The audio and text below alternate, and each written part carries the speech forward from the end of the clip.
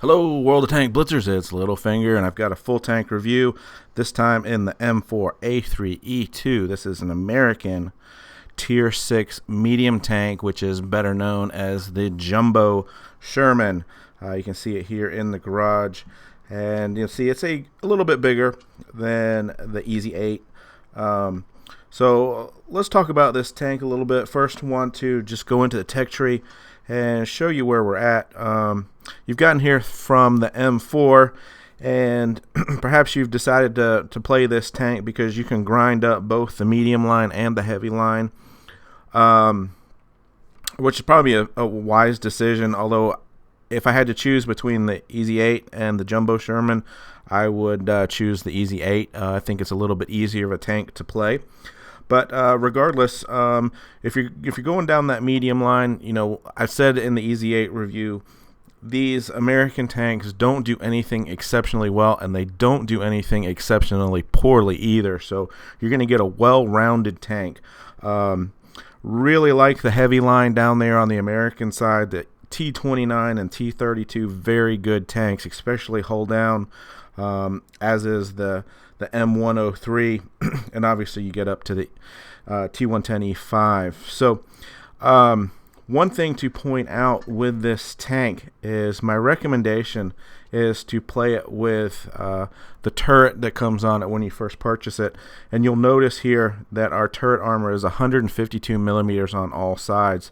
Well, if you were to equip the top turret, you're going to drop down to the same turret that you have on the Easy 8 there, with 76 and 50 on the sides. Obviously, you're losing a little bit of weight. You're going to gain some maneuverability, especially in that turret traverse and even in your traverse speed if you do that. But this tank only has negative 10 degrees of gun depression, so it's better to play it in a more of a hull down style. So that's why I recommend keeping the initial turret there and getting that 152 millimeters of armor. Now, obviously, you can equip the top gun, so you have to stick with the M4A1, which isn't too bad. 134 pen, 186 on APCR, doing 160 damage. But anyway, so that's my recommendation. As far as consumables, I'll just run through this real quick. Repair kit, multi-purpose, adrenaline, provisions, case of cola, improved fuel, protective kit, ammunition. You can see here I'm running 27 rounds of APCR, which I buy using the shell price button and clicking it over to make sure I'm buying it with credits. That's a lot of rounds of HE. Really don't need it in this tank. You just don't have the pen numbers. Equipment, you can see I've got this pretty well loaded out, and for the most part we're running calibrated shells to get that pen number up, running defense system, running improved optics, again supercharge, gonna try to increase that shell velocity and better penetration over distance. We do have nice armor, so we're gonna add 4% to that, and again, kind of a sluggish medium tank here, so we're gonna try to help out with the engine accelerator and get that horsepower up and the traverse speeds up. And you can see here I'm also running a refined gun to get that dispersion down as well. Alright guys, here we are on blitzstars.com using the tank compare section. Now I've got the two Jumbo Shermans pulled up. The difference here is the first one is my setup with the initial turret and the M1A1 gun, and the second is with the upgraded turret and the M1A2 gun. And so you can see you're giving up 400 DPM on that, and we'll talk about that a little bit more here in a second. So got a couple of the other tier 6 mediums pulled up, and you can see that reduction in DPM across the board has us down at the bottom. Trade-off here obviously is the armor, which we'll talk about in a second. Aim time, right in line with the rest of these tanks. The dispersion is much higher, so that's why we tried to get that down using the equipment.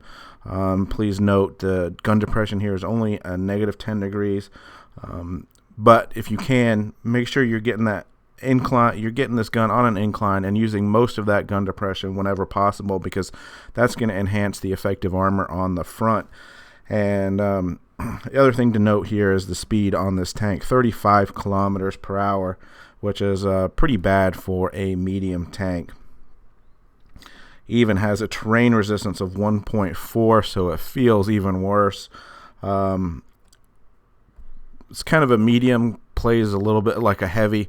You are going to get good amount of bounces for that, and that comes in the fact here. If you look at the miscellaneous extras down at the bottom there, our hull armor of 102 is way above the rest of these tanks, and then we're in some cases double the turret armor at 152 all the way around. So either get this on a slope, you can increase that hull armor effectiveness, or get hull down and use that 152 millimeters of pen. Just real quick, wanted to pull up Armor Inspector and just show you effective armor. So we've got our shooter here as a VK3001P shooting at the Jumbo Sherman. And on a flat surface, you can see that that front part of the hull is green, which means we got a great chance of penetrating.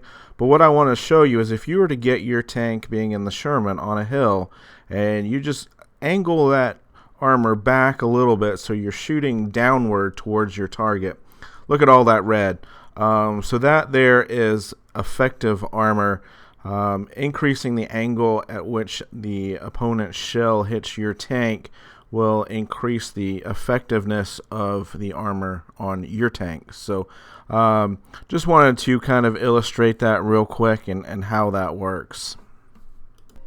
Alright guys, so here's a game as bottom tier on Yamato Harbor, and what I'm going to do is I'm going to push up and use this tank's effective armor and try to spot the enemy before they can really get into any sort of attacking position.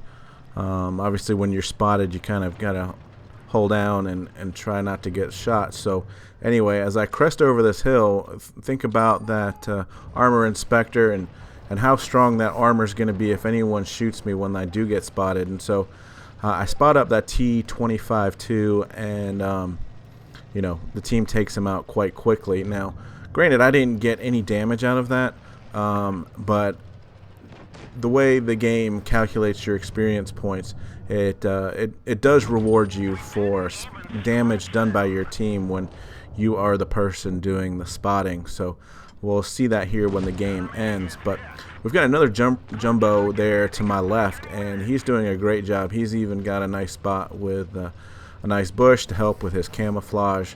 But you'll see what he does is he kind of pulls over that ridge, gets a shot in, and backs down.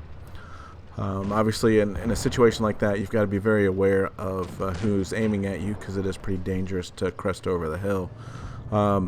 So really no shots for me on the left side, so I'm going to work my way back, and again, making sure that I'm using these hills and get the shot into the M6, and of course, another bounce on the way back. I see this T-34-1 here, and I want to go in and try to get the kill and get a little too aggressive, spot that AMX back up again. We had spotted him earlier, I believe. But again, if we're doing spotting and our team's doing damage, we're getting experience points, and that's how you earn credits in the game, and it's also how you get mastery badges. And so you can see there the effectiveness of that armor. So anyway, I see two weak targets down here, and I think I can get a nice ram in, and we're going to come in 248 on the ram. Downside is I hit the mantlet there on the Jackson and start getting shot from a few sides, and unfortunately we're not quite able to reload in time to get the T-71.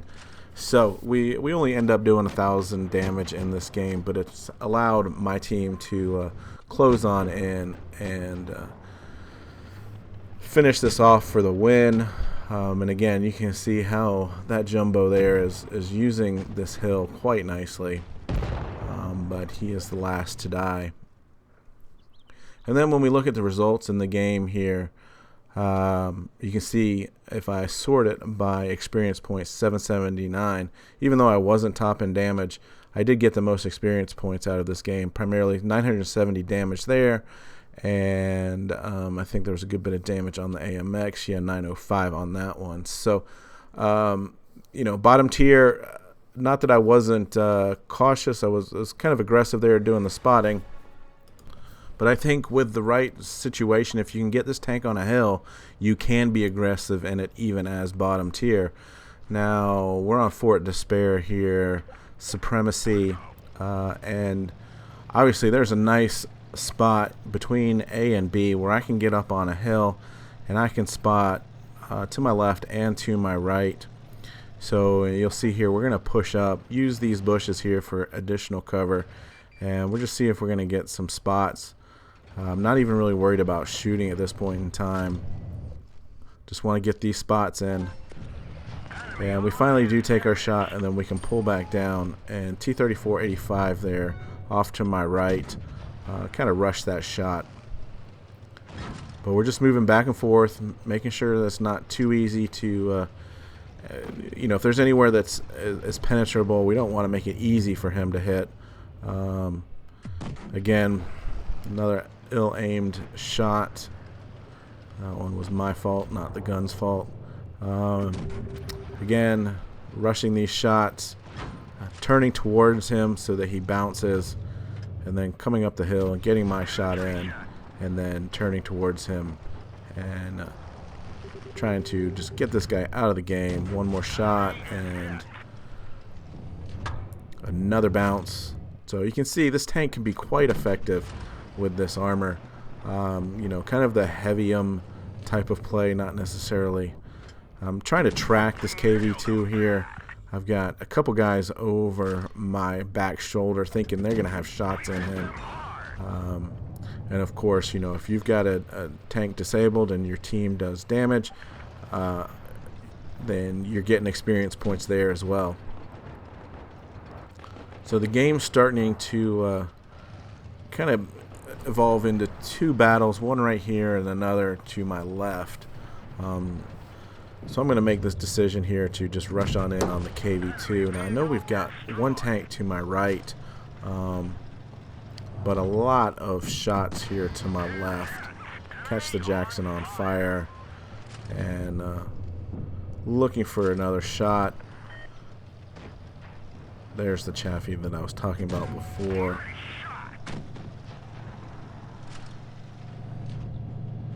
And so while this tank does not get around the battlefield quite like a medium, you know, it's not horrible. However, in a situation like this, you know, where you've got to drive all the way across the map, you're going to find it difficult to get those damage scores up pretty high. But nice aim on the move. And just one target left. Trying to cut that Cromwell off from speeding past me, because I want to get a shot in here and get a little extra damage.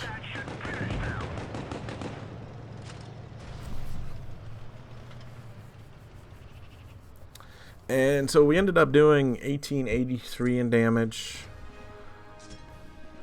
2 kills. Was only good for level 2, 808 on the experience points there. But you saw we bounced 3 shots out of the 4 that we took. This is just a small clip from Port Bay, and I just wanted to point this out as another great spot for this tank. Just rush on over the bridge here and get yourself set up to the left of this rock. And you've got gun depression here to get shots in, and you're angled down just about 10 degrees there. So it's a really good place to get shots in. This game was a little on the boring side, which is why I'm not going to show it. We had a very strong team, and the damage was pretty evenly dispersed among everybody. And of course, their team split up. Which is never a good thing. So we do get the kill here on the Crusader. It's probably a good idea for a video to come to think of it. But anyway, quickly here on Mirage, if I went through all of the maps and pointed out all of the good hill fighting areas. So top tier again, and we are going to push to the right here.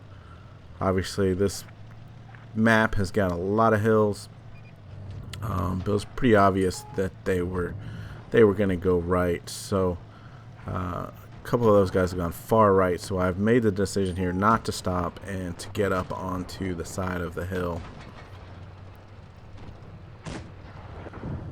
And we've got a few targets all within our sights there.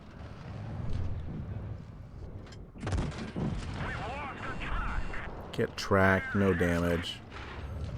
And we should be able to finish off the AMX there.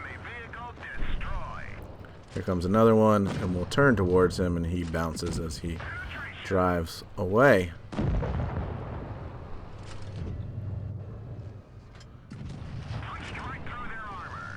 Guys are sitting there a little bit too long out in the open. I can't get a shot in. And one of the things that's nice about this tank is we can turn this around and we can get shots in over this ridgeline here. Trying to get this last shot in to get the kill, but that VKH is one of those tricky ones with that armor. Not sure what this guy was doing here, but he's gonna walk right on into me and we get the kill. It's still a tight game, 4-on-4, and looks like our Kuro's in trouble there. I don't want to run down there because there's two other big guns right behind him, the KV-1S and the SU-100Y. But they're the only ones left now. He's going to turn a little bit too much, and we'll get the side of him. 3-on-3 at this point in time. And he gets taken out.